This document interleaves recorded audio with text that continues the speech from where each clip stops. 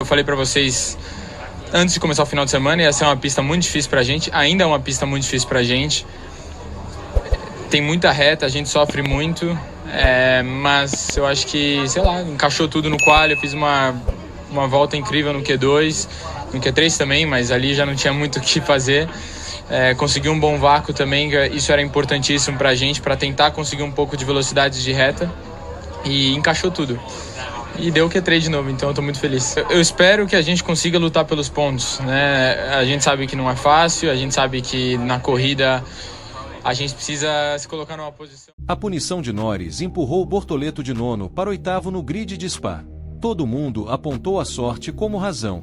Mas a telemetria do R26 tem um número que ninguém comentou, e ele muda completamente o que a Audi mostrou naquele sábado. Inscreve-se no canal e ativa o sino agora, porque essa história vai muito além de uma posição de grid. Todo mundo que viu o grid do GP da Bélgica saiu com a mesma certeza. Bortoleto estava em oitavo por um único motivo: a punição de 10 posições em Lando Norris por excesso de componentes na unidade de potência.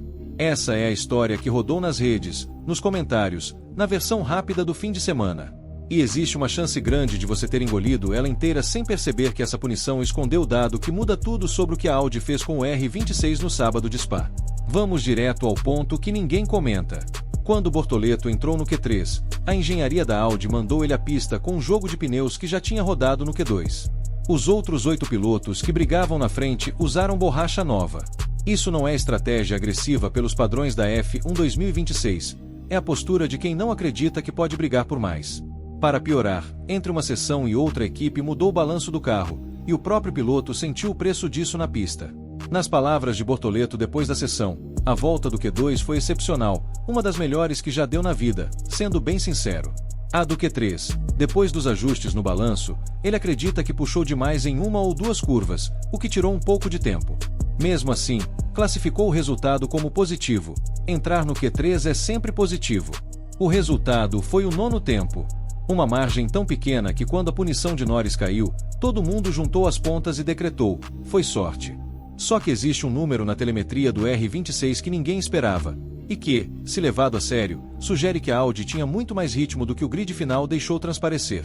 Para entender o que rolou, é preciso voltar à decisão que a equipe tomou antes do fim de semana. A Audi levou 2 alterações declaradas para Spa, conforme os documentos técnicos da FIA: uma aleta pequena no difusor para organizar o fluxo de ar na traseira e uma asa traseira com menos carga aerodinâmica para cortar arrasto nas retas longas do circuito. A posição pública da Audi, repetida por Mcenish e Binotto ao longo do ano, é sempre a mesma. O R26 vive um processo de evolução contínua. Até você olhar para o segundo carro da equipe. Hülkenberg recebeu as mesmas peças, o mesmo setup, e nem chegou perto do Q3. E o defeito que tirou o alemão da disputa não é azar isolado, é o tipo de problema mecânico que já apareceu outras vezes na Audi ao longo da temporada. Tem ainda o áudio do rádio de Bortoleto ao saber que havia passado para o Q3. Ele esperava a notícia de volta abortada, não de classificação. A reação foi de pura surpresa. Isso muda a leitura do resultado. Não é a resposta de um projeto que saiu como planejado, é a resposta de um piloto que extraiu do carro mais do que a própria equipe esperava. E essa não foi a estreia da Audi no Q3 neste ano. Foi a 4ª vez. A terceira apenas com Bortoleto, depois da Austrália e do Japão. Mas a versão oficial ainda não fecha. Se as peças são iguais, elas não explicam a diferença entre os 2 carros. Se a equipe esperava o resultado, o piloto não ficaria surpreso. E se o progresso fosse contínuo, o salto de ritmo não apareceria justamente agora em Spa. O que fecha essa conta está escondido na telemetria, não no discurso da equipe. No TL3, Bortoleto passou na reta mais longa de Spa a 333 km/h. Exatamente a mesma velocidade máxima das 2 Mercedes, de Kimi Antonelli e George Russell, a referência de velocidade da Fórmula 1 neste ano. Não é quase igual, não é próximo. É idêntico. No setor de Kemmel, o trecho que mais pesa em Spa, o brasileiro marcou 18 segundos e 64 centésimos, tempo que o colocou entre os 4 melhores do grid naquele ponto, novamente na mesma faixa da Mercedes. Abrindo a volta por setor, segundo setor, com EAU Rouge, Raidillon e Kemmel, 47 segundos e 421 milésimos. Terceiro setor, 28 segundos e 659 milésimos. Contração competitiva real.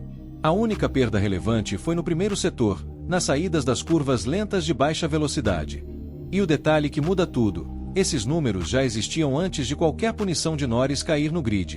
O 9º lugar de Bortoleto no Q3 foi mérito próprio, com o carro andando no nível das equipes de topo na pista mais rápida do calendário de Fórmula 1. A punição do Norris não criou esse resultado, só empurrou ele uma posição para frente, de 9º para 8º. E isso bastou para todo mundo ignorar o que realmente havia acontecido. Bortoleto resumiu a experiência em poucas palavras depois da sessão, encaixou tudo. Sobre a sensação no cockpit, foi direto, é absurdo, muito rápido.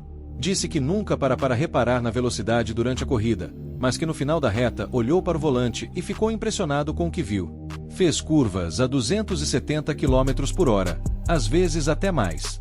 Foi a primeira vez que percebeu isso conscientemente. Só que esse resultado tem um efeito colateral perigoso que quase ninguém comenta. A partir de agora, todas as equipes do grid vão estudar a telemetria da Audi e ajustar seus setups para pistas rápidas.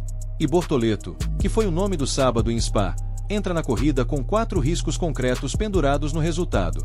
O primeiro e mais perigoso, o defeito hidráulico que parou Hülkenberg na classificação usa componentes idênticos aos do carro do brasileiro. Não existe garantia de que o mesmo problema não apareça na volta 12 ou na 28. É o tipo de falha que, pelo histórico da temporada, pode transformar um sábado bom num domingo perdido. O segundo risco mora no setup que deu certo na classificação. A asa baixa que liberou os 333 km/h funciona perfeitamente numa volta limpa, sem tráfego, com pneu novo. Em corrida longa, com pneu gasto e carro por perto, ela perde aderência nas curvas. A leitura técnica aponta uma possível perda de até 3 décimos por volta depois de 10 voltas nessa configuração, o suficiente para tirar o brasileiro do top 10 num terço da prova. O terceiro risco é estratégico. Spa exige gestão brutal de energia, com gasto alto de bateria nas retas e nas subidas do setor 2, onde a Audi foi forte. Um erro na largada ou na calibração energética e o piloto que brilhou no sábado vira espectador do próprio resultado. O quarto risco não depende de ninguém. Spa tem clima que muda em 10 minutos, bandeira vermelha frequente e caos garantido na primeira volta em La Source. Um safety car no momento errado e todo o trabalho da classificação vai por água abaixo em 5 minutos. O que está em jogo não é só um ponto no campeonato. Um resultado de top 8 ou top 10 seria sólido para a Audi numa pista de alta velocidade como Spa. Não chegar lá significa desperdiçar o único sábado em que o R26 mostrou que pode andar com os grandes, e confirmar que a equipe continua sendo o maior inimigo dela mesma. A resposta direta ao que a história do fim de semana perguntou é essa. A punição de Norris não foi a causa do resultado de Bortoleto em Spa. Foi uma cortina de fumaça que escondeu o que importa. A Audi finalmente acertou um pacote para a pista rápida. O R26 andou no mesmo nível da Mercedes. E Bortoleto extraiu do carro um desempenho que nem a própria equipe imaginava possível. Isso não significa que a Audi virou equipe de topo da noite para o dia. Não é isso.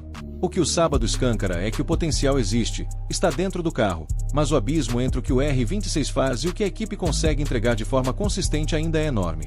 Você acredita que a Audi segura esse ritmo na corrida, transforma o 8º lugar em pontos importantes e entra de vez na conversa do pelotão da frente? Ou a equipe repete os erros do passado e transforma mais um sábado promissor em decepção? Deixa a tua resposta nos comentários.